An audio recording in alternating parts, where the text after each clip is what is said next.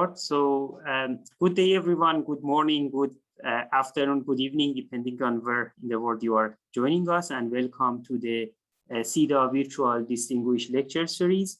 So today, our great pleasure to have Professor Sachin Sapatnekar from University of Minnesota. He's a well-known figure in our community. It doesn't need to have an introduction, but just I will give a brief introduction.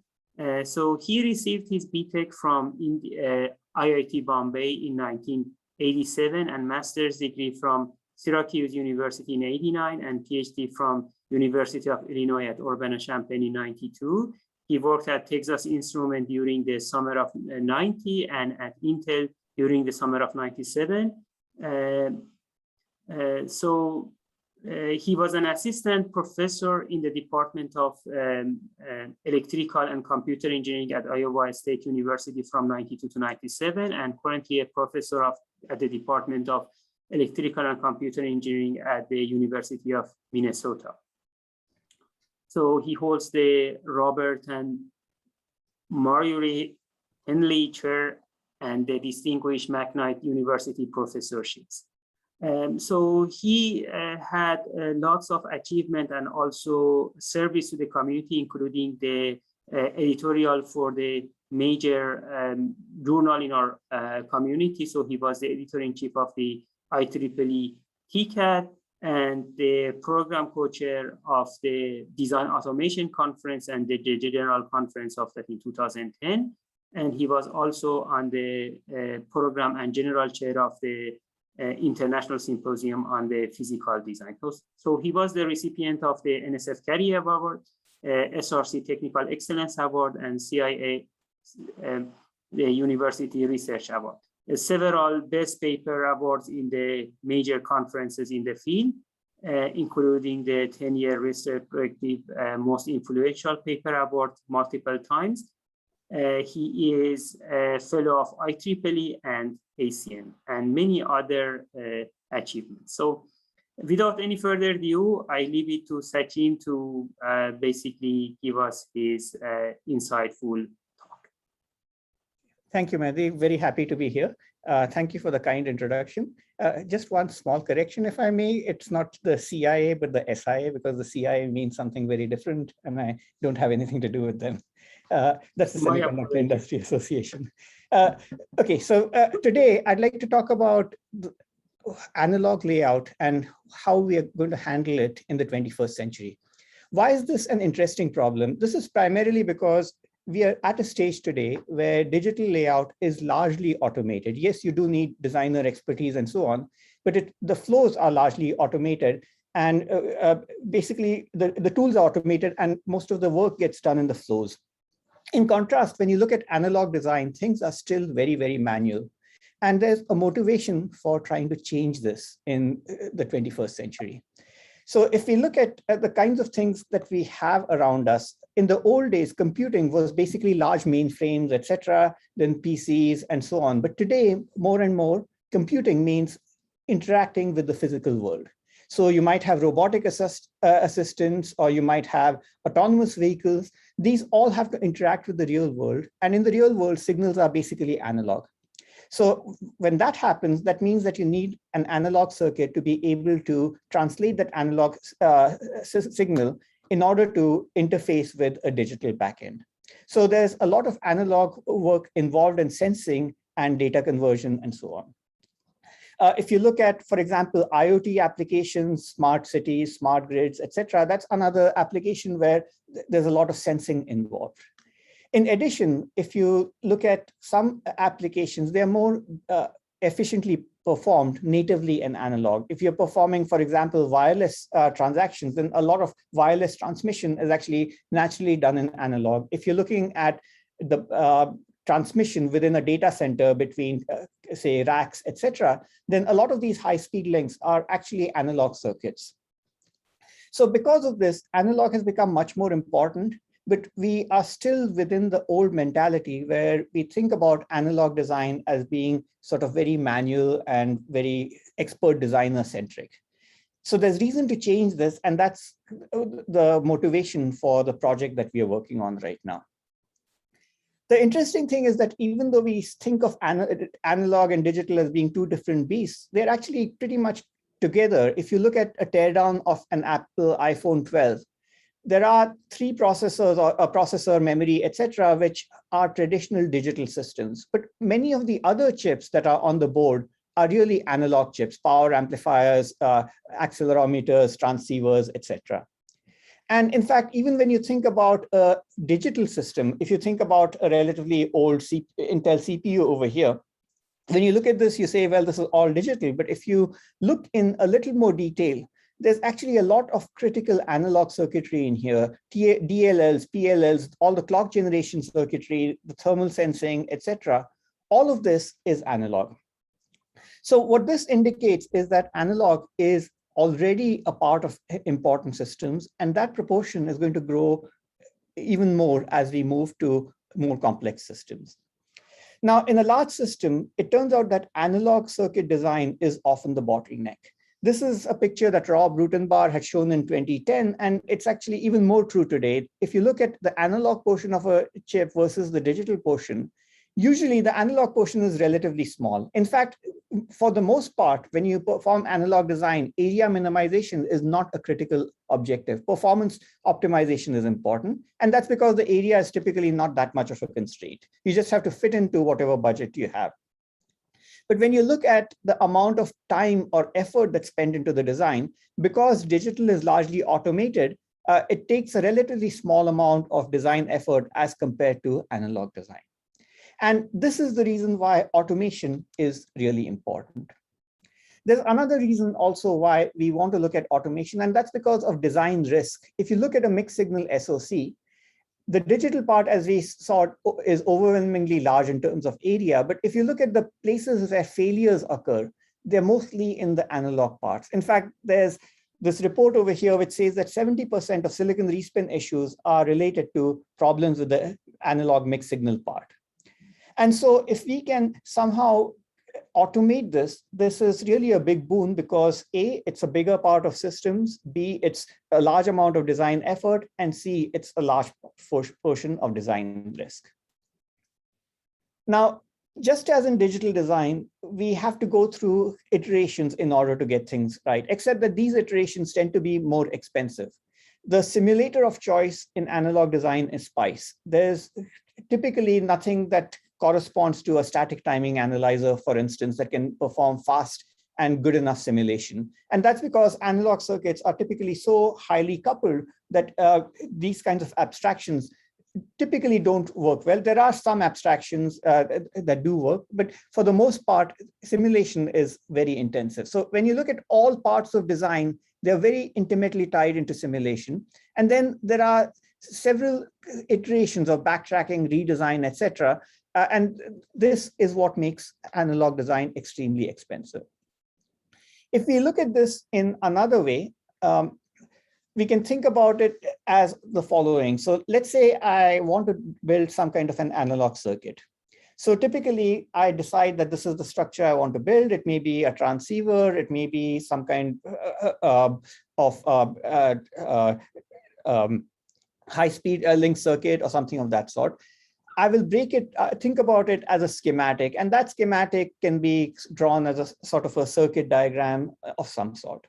Now, within the schematic, for example, this is an operational transconductance amplifier or OTA.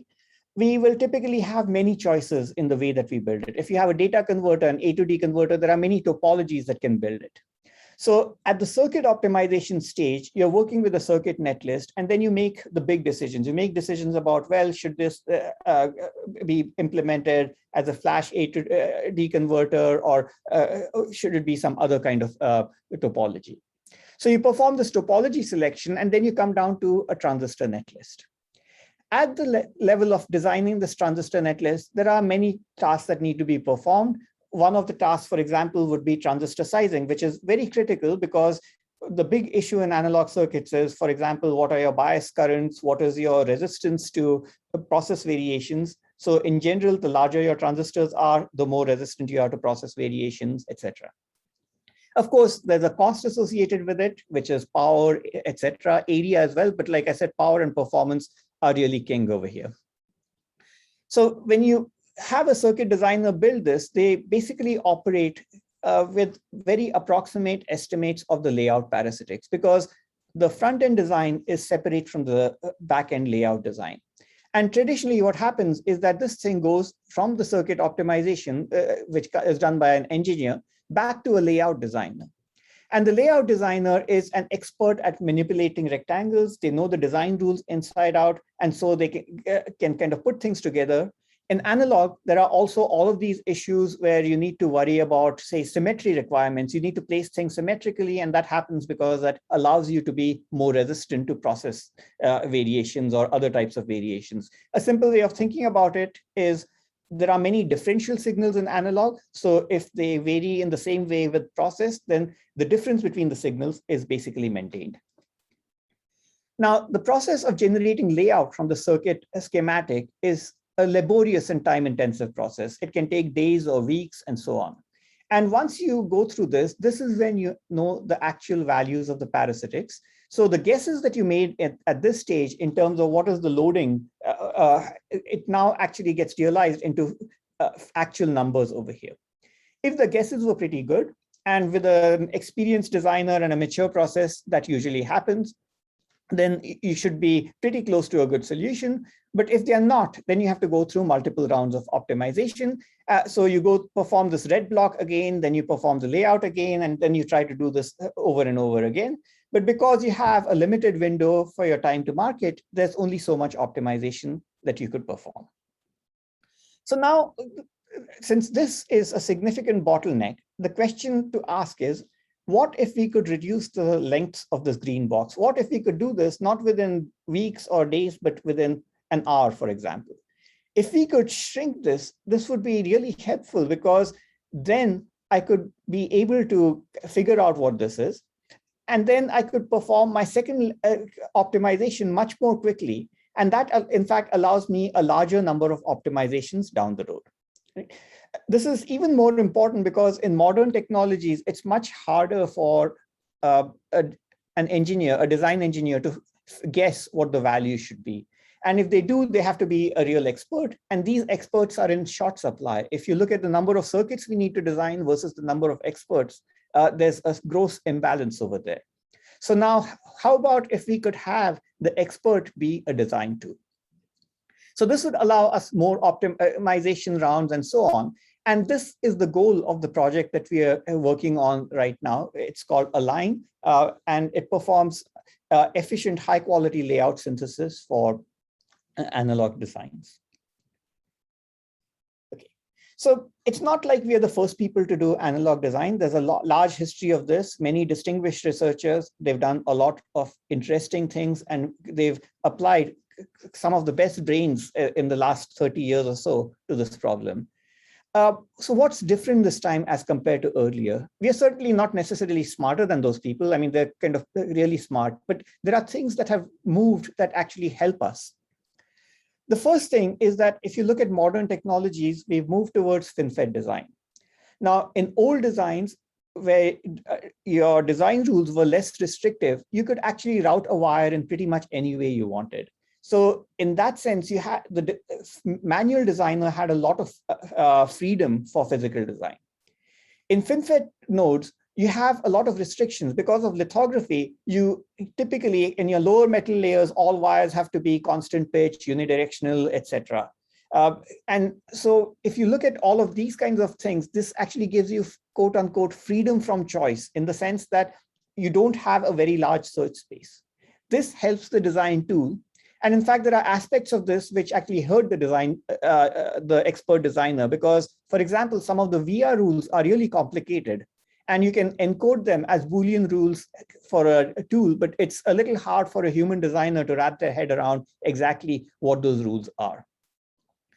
The other thing that has helped us a lot is that the advent of machine learning has actually opened up new vistas that were unavailable previously.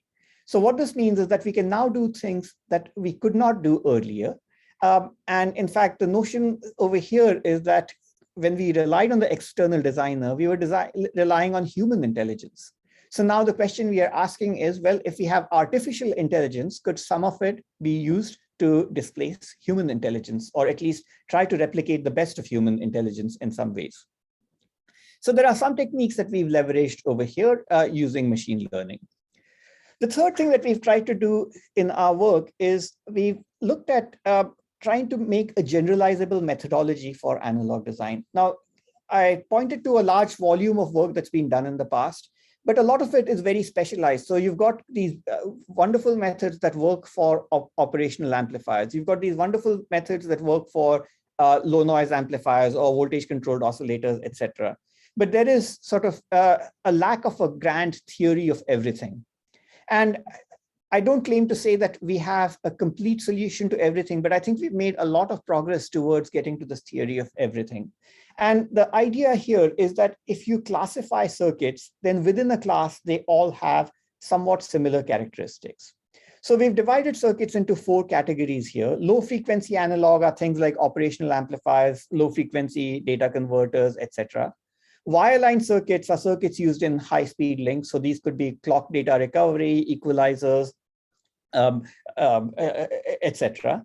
Wireless are RF circuits, so mixers, receivers, LNAs, etc. And power delivery circuits are circuits that are used to provide power on a chip. So for example, you may have voltage regulators, low dropout regulators, etc. And each of these is actually different in terms of the things that matter the most. Now, one interesting thing in analog as compared to digital, in digital, if you look at metrics, it's usually power performance area. It doesn't matter whether I'm building an AI processor or a CPU or some kind of other circuit. Typically, the things I worry about is what frequency can I run it at, what's the power, what's the area, etc. In analog, the metrics depend on the circuit. So if I'm building a VCO, the metrics are different from when I'm building an op-amp. In fact, even the number of metrics is much larger typically than just power, performance, and area.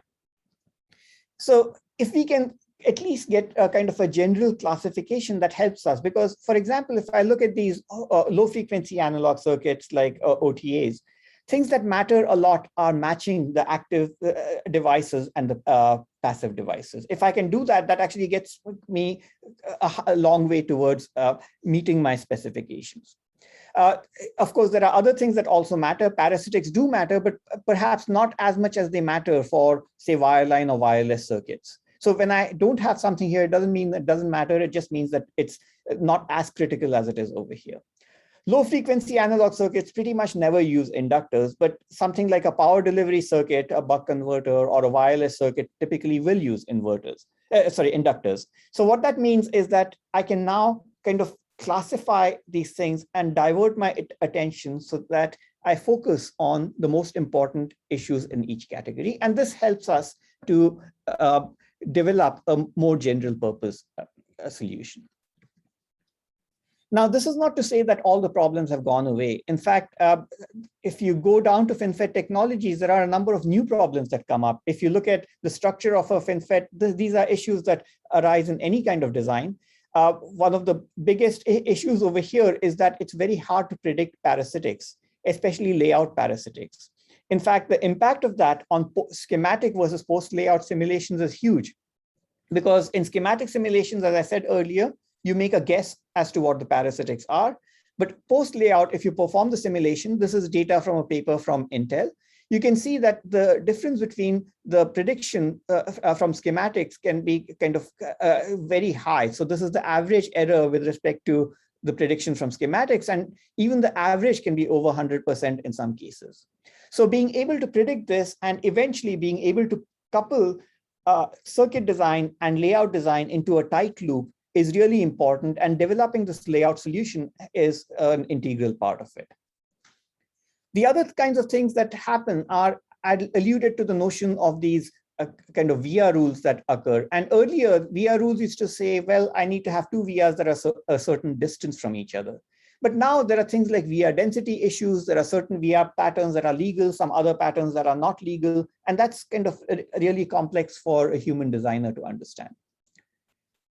The third thing that I'll present as an example is that when I look at a FinFET gate, for example, there's a lot of self-heating. So within the FinFET, there's a lot of current that flows through a small area, and there are limited exit paths for that current. They really have to go out through this fin, through the substrate, etc. If you have SOI, it gets even worse because there's an insulating layer over there.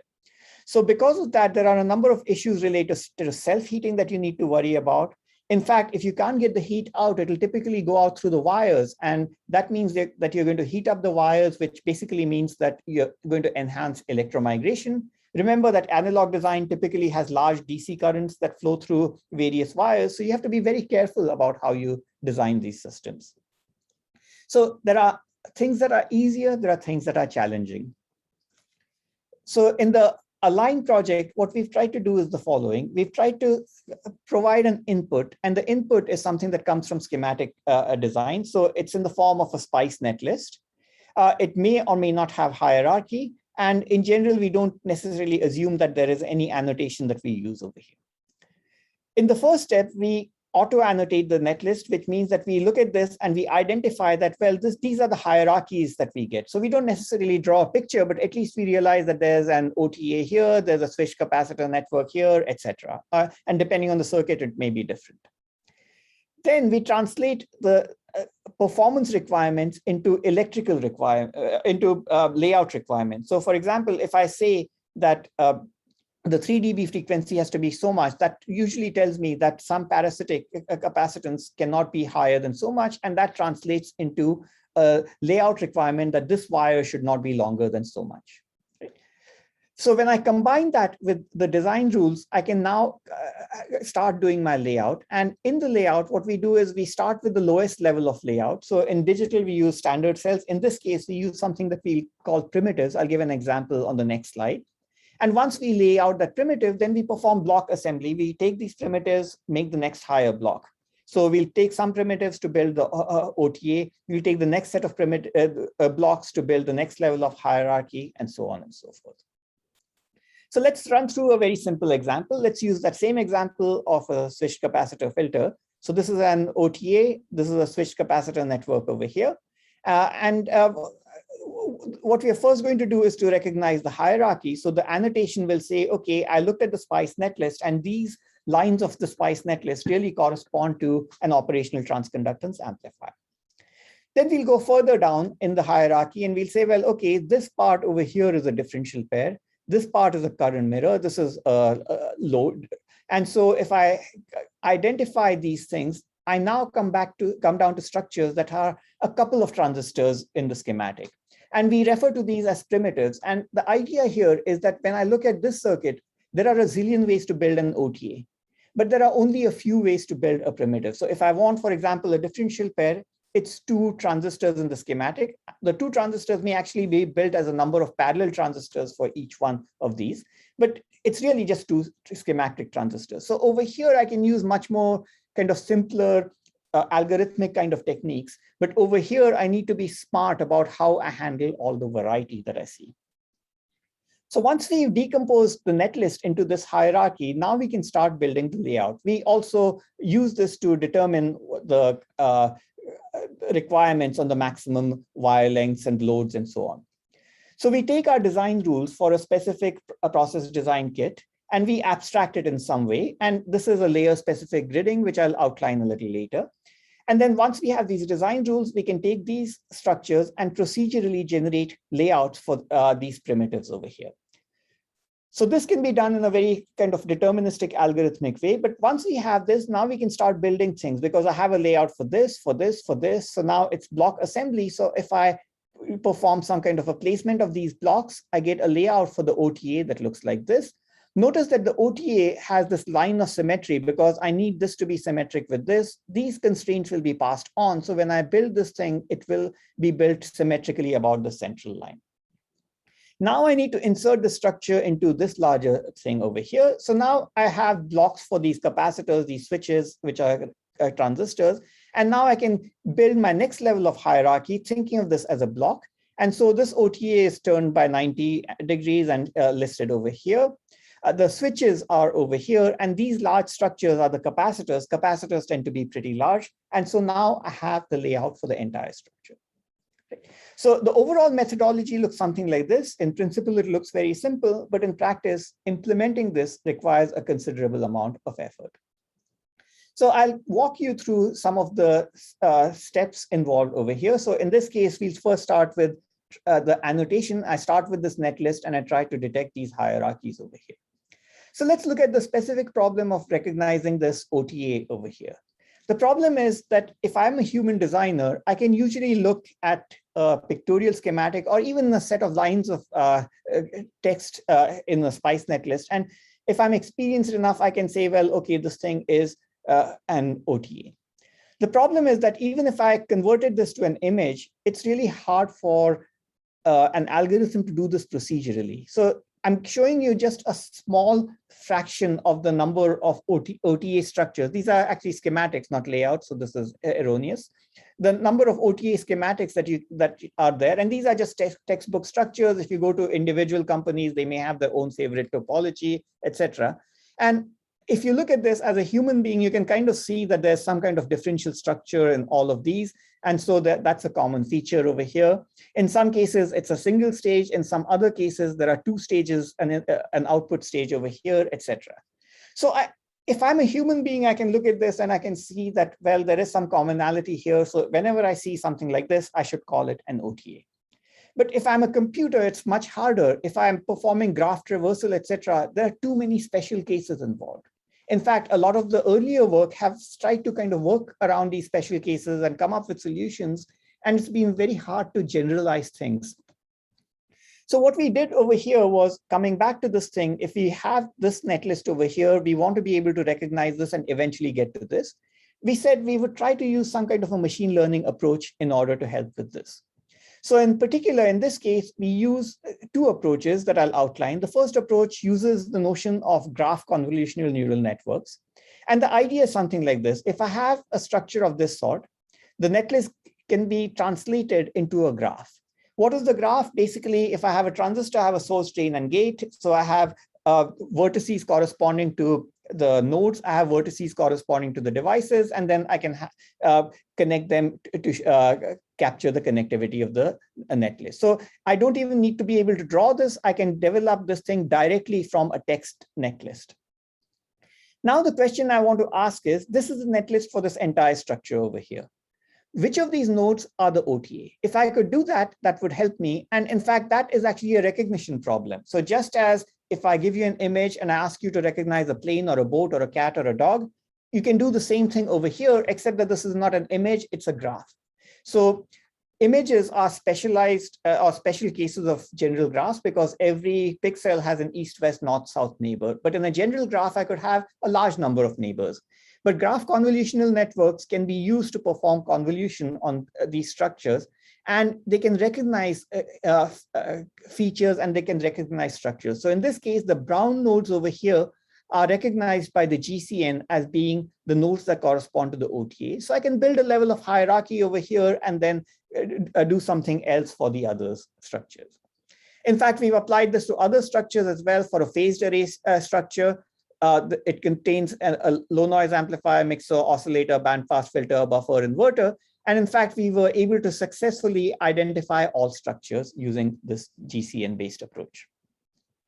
Now, in principle, this idea is very good. In practice, there's a lot of sweat that's involved in here, because in order to be able to use this GCN, you need to have a training set.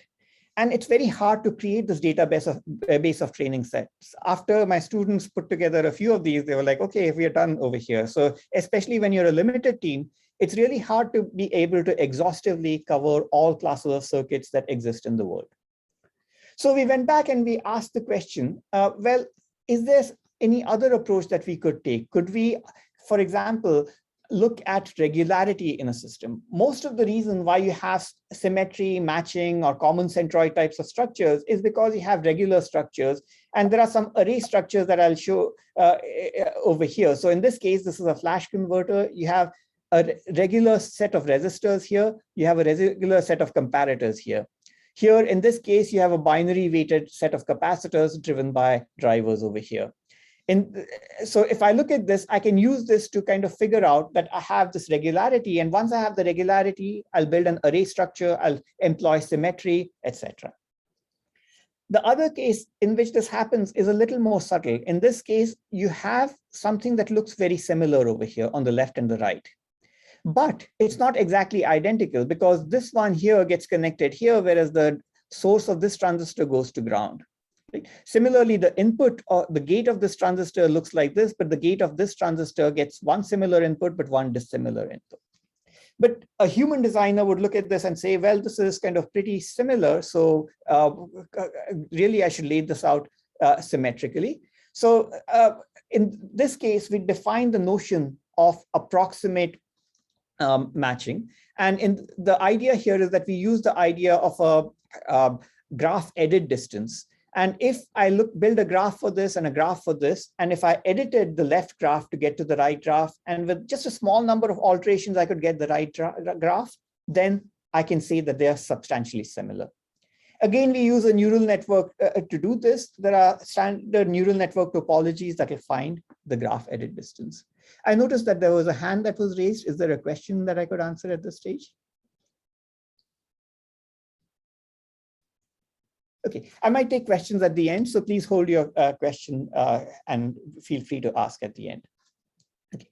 So we use these approaches of regularity, and in this case, you can see that when you have a structure like this, you can identify regularity and you can build regular arrays. In fact, the approximate matching is even more versatile because in this case, you have an equalizer structure and you have these current sources down here, and these current sources have different numbers of bits. So some of them have 5 bits, some have 7 bits. So they're approximately similar, but not the same. At the schematic level, they look the same, but when you give it a netlist, it's not the same. But our approach can identify this and use this. So we create a layout where the 7-bit sources are placed symmetrically about R1 and R2, which are over here, and the 5-bit sources are placed on the outside. And it turns out that the 7-bit sources are actually the more critical ones, and that's detected by the constraints. So that's the first part of it. I now get to this point over here. Now I need to kind of start creating layout. So I have the hierarchies. I want to create the layout for the structure. So let's start with creating the layout for the primitives, and then we'll go to higher levels. So the first thing we need to do is to abstract the design rules. And the design rule manual today is much more complicated than it used to be 20 years ago. The number of rules is really complicated. But it turns out that you can actually simplify these design rules by creating grid structures. In the old days, the grid structure was more or less uniform across all metal layers, and you could basically define this notion of a lambda rule, and the thickness of a wire was 2 lambda, the spacing was 2 lambda, something of that sort. But now the grid has to be more specialized. So every layer has a different grid. The pitch of the grid would be different. The grid itself is not just the center points of the lines, but also the end points for these structures over here. In some cases, the design rules are more complex because the VR spacing could be a Euclidean distance or a Boolean rule or something of that sort. But using some kinds of approaches of this sort, it is actually possible to apply this to a number of commercial technologies. So we've looked at a wide range of both bulk and FinFET technologies. And since Intel is actually a part of our team, they've also applied this internally to advanced technologies at their end. And this abstraction actually works. The beauty of this abstraction now is that instead of going to a text-based design rule manual or something of that sort, you can now represent it using some set of rules that you can work with. So now if we want to build layouts for the lowest level structures, so this is a differential pair that appears here, here, and here, or you could have a current mirror that appears here and here, etc., then you can do this algorithmically. The thing that changes here from circuit to circuit is that unlike standard cells where your inverter could be X1, X2, X4, etc., you can have a wider range of possible sizes for this. And the way that you implement this in FinFET technologies, for example, is that you use a different number of fins depending on how you structure this. So we have this way of generating these primitive structures, and we can parameterize the layout of the primitives. So for instance, in this case, this is a differential pair, DP, And you can build in common centroid format or interdigitated format. In fact, this is actually a slightly old slide. Our most recent version does better diffusion sharing, and it actually has much more compact layouts.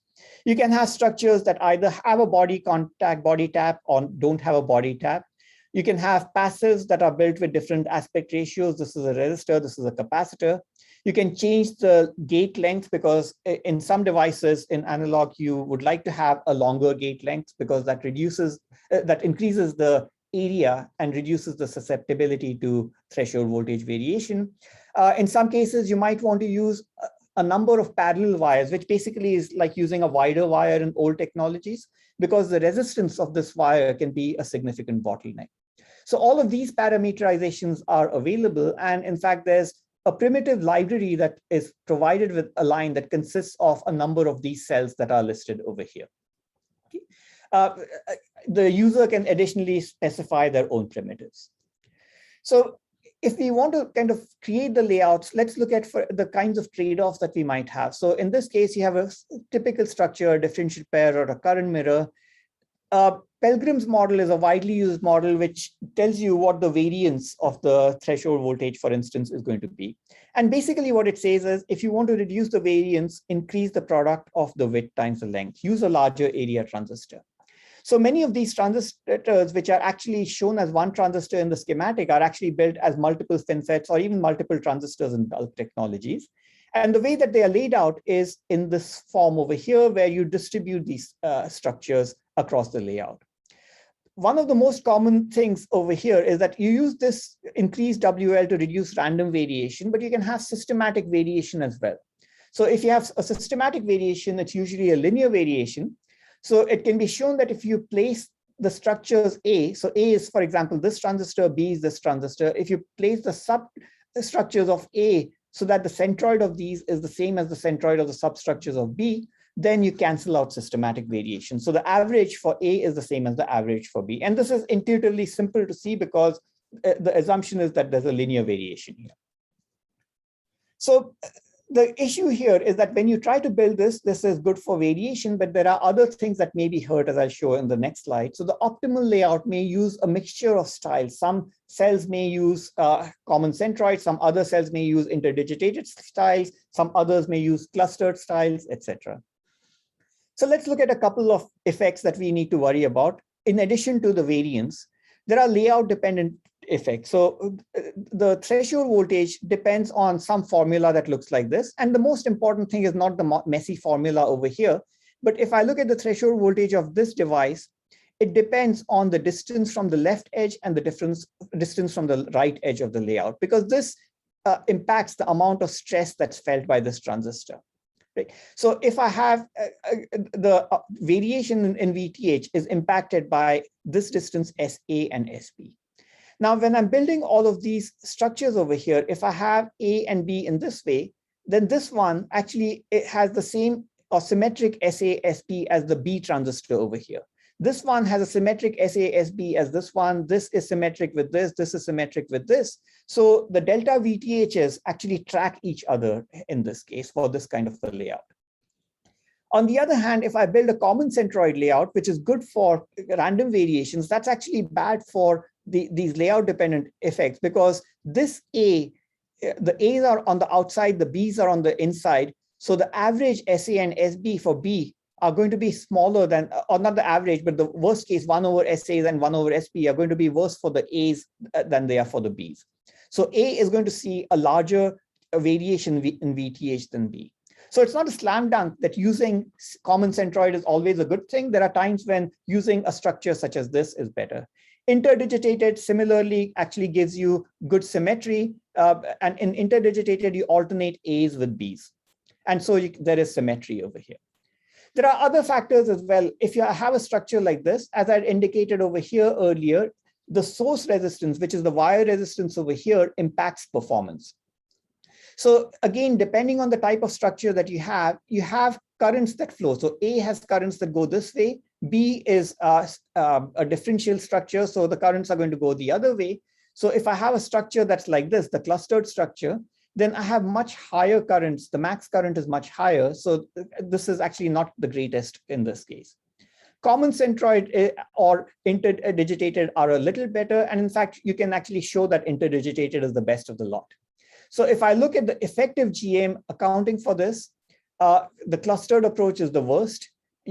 So for GM, high is good, interdigitated is the best, and common centroid is somewhere in between.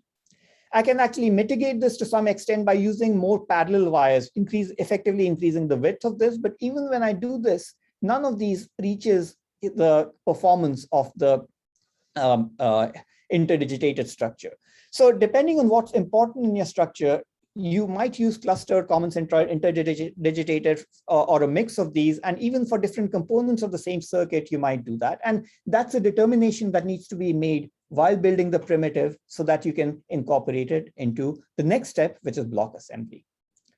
So in block assembly, we perform placement and routing. And if we look at the switched capacitor example, we broke it up into the capacitor primitives, the OTA. The OTA had further primitives, which were the differential pair, transistors, etc., and so on. So the way that we build the layout is bottom up.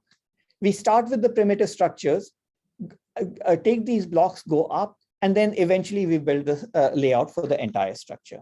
So the placement effectively goes bottom up. When we do this, there are a number of configurations that are possible at each step. Even the primitives can have different aspect ratios. All of these are taken into account. You could build guard rings if you need protection at various levels. All of this is incorporated. When you perform routing, we actually go the other way around. We start from the top level and then go downwards from the top to the bottom and perform signal routing in a top-down way. We also need to route the power wires. So we have the power supply network that we build a mesh at the topmost level, which gets connected over here. And again, in FinFET technologies, because your wires are very resistive, very often you need to use a number of parallel wires or wider wires in these structures, especially in the power grid, especially when you carry large bias currents. This is important for two reasons. One is IR drop, because if you have a large I and a large R, that gives you a bad effective VDD. And the second is electromigration, because if you carry a large current through a narrow wire, it makes it susceptible to EM. And a lot of the currents in analog are DC currents, which are particularly bad for electromigration. So for time reasons, I'm going to kind of skip through some of these details, but basically these are some of the issues that we worry about during physical layout. We also have another detailed router, basic detailed router, which is less constrained, and a detailed router for very constrained layouts. So for instance, you might have some region where you have pre-specified routes and the number of solutions is very constrained. So we have a SAT-based router that actually captures the constraints and is very efficient when you're trying to build layouts in constrained scenarios. I'd like to also talk about how we use machine learning in this context, because the idea here is that when we perform placement, we are performing some kind of an iterative process. Now, during this iterative process, the metrics that we use are things like wire length, area, etc. But we'd also like to incorporate performance metrics. So for an OTA, that would be things like gain, bandwidth, unity gain frequency, etc. And the difference between schematic and layout, as we indicated earlier, can be quite significant. So now, what we would like to do is, when we consider a candidate layout for this structure over here, it's some configuration of the blocks. Given that candidate layout, we would like a quick estimator to say, well, is the gain going to meet specs? Is the bandwidth going to meet specs? Is the UGF going to meet specs or not? And if it meets specs, we give it a reward. If it doesn't meet specs, we give it a penalty. Right? So that can be used to guide placement. And if we could build a performance model using a machine learning model, that would be great. So the input here is an analog placement. We use various approaches. I'll illustrate a graph neural network approach, and then it answers the question of whether the performance is good enough or not. So in this case, the graph is the topology of the structure. And I'm going to present this at a kind of a high level. In this case, the approach that one of the approaches that could be used is that we can abstract a circuit graph from here. Once we have the circuit graph, then we can use a graph convolutional network over here. But in this case, we have an attention layer. And the attention layer basically says that some of these features are more important than others, and it gives appropriate weight to these. With these attention layers at multiple levels, I can actually have an abstraction of the structure. And the interesting thing about this abstraction is that for an OTA, we had seen that there are multiple topologies. We can actually build some neural network engine that is roughly topology independent, that captures the fact that all of these structures have a differential structure, possibly an output stage, etc. And it emphasizes the appropriate structure so that it activates the performance metric.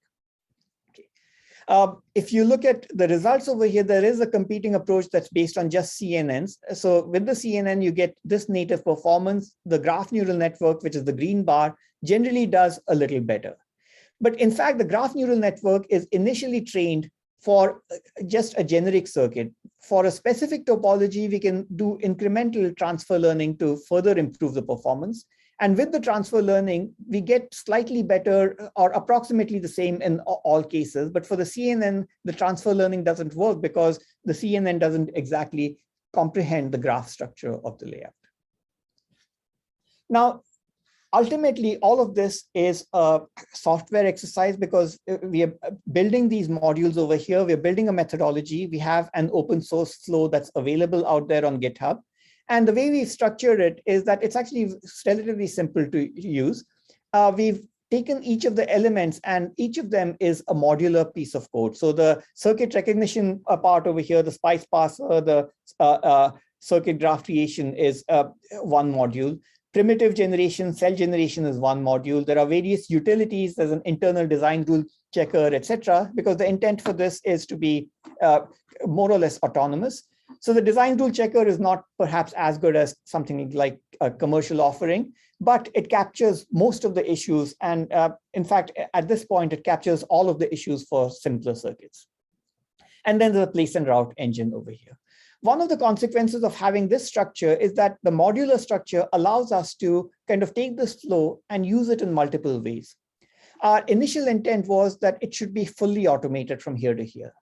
Our team actually is 2 universities and a company. So it's the University of Minnesota, Texas A&M University, and Intel Labs. And when our Intel partners were working with their designers, basically they said, we are expert designers. We don't really need some of the earlier parts of this flow, but the later parts are really useful to us. So because we were modular, we were able to handle this in multiple ways. We defined multiple entry points. The first one is no human in the loop. Everything is automated. The second one is where the designer kind of bypasses this part and provides the constraints. The third part is where the designer provides some place and route guidance and provides some input over here. And the fourth part, which is also useful for very structured elements, is that the user actually codifies the placement and routing, but doesn't have to understand the design rules specifically, but uses our engine that understands the design rules to build the layout and the GDS. So all 4 of these actually have different use cases. In this case, if I want to build a very large array, which happens, for instance, if I have a very large transistor in a power delivery network, like a header transistor, then I can use something like this. So I'll show you an example that has come from our partners at Intel. So this was done in an Intel 22 FFL technology. There were 2 circuits that were tried over here. There's an analog and a digital LDO. They worked with designers. So some of this was hand crafted. Some of it was built using the Align flow. And basically, when this was done, this was actually built into a chip, fabricated, tested, and the results were good. The interesting thing is the productivity gains. So when a manual designer did this, it took them about 96 hours to do this. When you use the fully automated flow, it took just 1 hour. So that's almost 100x improvement. In the second case, where the designer put in some amount of effort to provide constraints, it took a certain amount of time, but it was still a 50x improvement. And then as more information went in from the designer, it took a little more time, but in each case, there was at least an order of magnitude improvement in designer productivity. And that translates into more design iterations. These are some results that I'll show over here. This is the manual design, which is sort of the best, the most compact. These are some of the designs that come from our solutions. Remember that because this is analog, area is not the most important consideration, but all of these actually satisfy the specifications that were provided by the system. So in this case, over here, this corresponds to the this entry point over here. And you can see that for various entry points, you have different trade-offs between, say, the input offset or the pre-charge delay, etc. But all of them actually end up meeting specifications. And number 3, which is basically the designer providing place and route guidance, is the most compact and so on, but all of them end up meeting constraints. The flow is available on GitHub. This is the GitHub repo over here. There's a README over here. Feel free to try it out. It's under active development, so sometimes things break. That's kind of normal. But it does work on a variety of circuits that are available over there. We are also looking at using it for teaching purposes at this point. But in addition, it's been exercised by a number of users in various organizations. This is a gallery of some of the layouts that we built using Align. So in this case, we have some low frequency analog. This is not a complete list. There are some wireless circuits over here, some high-speed link circuits, wireline circuits here, some power delivery circuits as shown over here. We've run this on a number of technologies ranging from FinFET, fake FinFET technologies like ASAP7, various Intel nodes, CSMC65. We're working on Skywater 130 as well, and so on. No less important is the second gallery over here, because I'm just the messenger. The people who have done the actual work is this entire team. And like I said, it's a joint collaboration between us at Minnesota, Intel Labs, and Texas A&M University. So if there's any praise to be given, that really goes to all of the people on this slide. So this concludes the talk. That gives us about 10 minutes for questions. I'd be happy to take those questions at this time.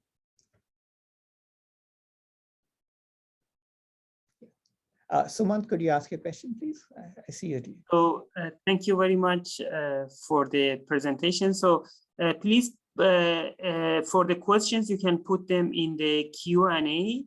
So then we would have the access to that. So there is one question, Sachin, so that was, maybe we can go with this order. So on the Q&A, if you can see, you can also read it out and answer it. Okay.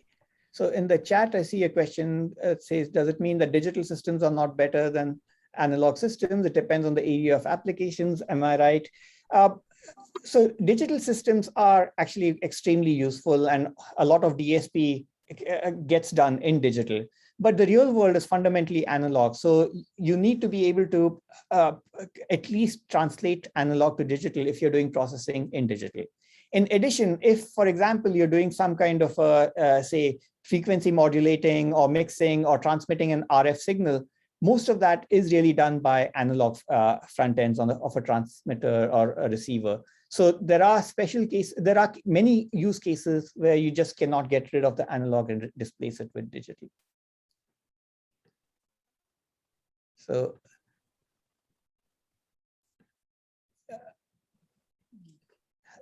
I see, I think there's a hand that was raised.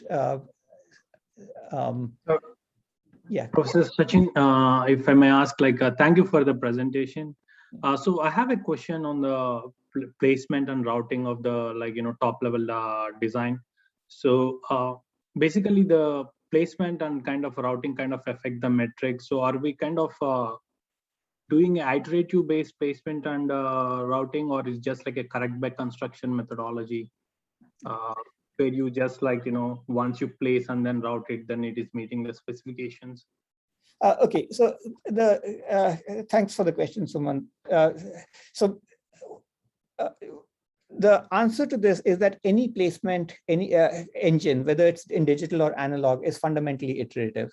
So there are classes of techniques that are widely used for placement, and this is true for both digital and analog. And these classes of placement, for example, the oldest techniques, even in digital, used to be based on simulated annealing. So it's a stochastic optimization. You have an iteration, you have a cost function that you want to optimize, and then you optimize the cost function to get the best layout. So it's really pretty much impossible to get a one-shot correct by construction solution. In fact, placement is usually the major performance bottleneck, the step that takes the most time. In our case, we've been looking, our basic analyzer is built, or a basic optimizer is built on top of simulated annealing. Most recently, we've been also looking into using analytic placement approaches, which are more widely used in digital systems. They have not been used very much for analog layout in the past, and we are exploring those, and our initial results seem to be promising, but we don't have, it's not mature at this time yet. But if that happens, then that gives us a significant speed improvement. So that's still a topic, an open topic of research. Okay, thanks, Professor Sachin.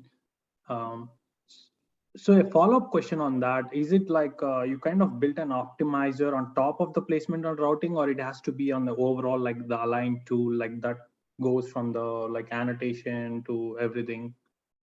The placement and routing step is an optimizer. So typically you split it up into placement and routing as separate steps. So in placement, let's just take a very simple metric. Let's say we're trying to minimize wire length, total wire length. So depending on how you arrange your blocks relative to each other, the wire length is going to change, right? So there is usually a metric of that sort that you optimize within your placement engine, regardless of what the algorithm is. And then you can use more complex metrics as well. So for example, I talked about the machine learning metric that says, am I meeting my constraint or not? I can incorporate that as a part of the objective function, and the iterative approach used for placement will capture that and try to get the best solution for that. Got it. Thanks. There's another question that I see on the Q&A, which is it possible to use Align in an educational institution? Absolutely. It's at this point, if you want to try it out, this is the GitHub repo. In fact, if you just search for Align analog layout on Google, you should probably be able to find it. Since it's open source, anyone can use it, and there's no sort of barrier or limitation, or the license is an open source BSD3 license.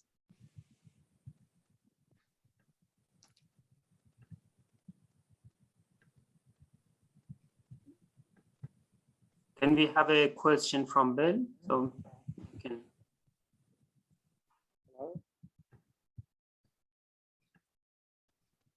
I'm unable to see that question. Would it be possible for you to read it? So it's from Bill, so I give him the access to talk. So. Hello, can you hear me? Yes. Yes, hi. Hi, Bill. Sachin, a lot of this reminds me of the early stages of technology mapping and digital synthesis. But when you're trying to discover the structures at the beginning, is there a way for the designer to give you hints? Some of these are structures that were part of the design, and are you rediscovering some things that were already part of the designer's intent?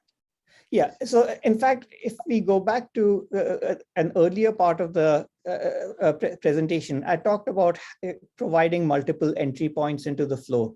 So your observation is really good, because it's possibly true that your input over here already had some hierarchies, and the designer was a smart person who said, well, I really want to cluster these structures in a certain way because it's my intent to place these together. I have some insights that a tool may not have. So the idea of providing these multiple entry points is to allow an experienced designer to use that information. And for example, ultimately, a tool is just as intelligent as what goes into it, right? So it may be that an experienced designer knows more than the tool does and can help guide it better. And in fact, we also see that in some of the layouts that we generate, that if we have input from an experienced designer, it does help. The overall goal here is also to help the inexperienced designer. So if you can provide this, great. If you can't provide it, then we'll give you something, and hopefully it's something that works well. Thank you.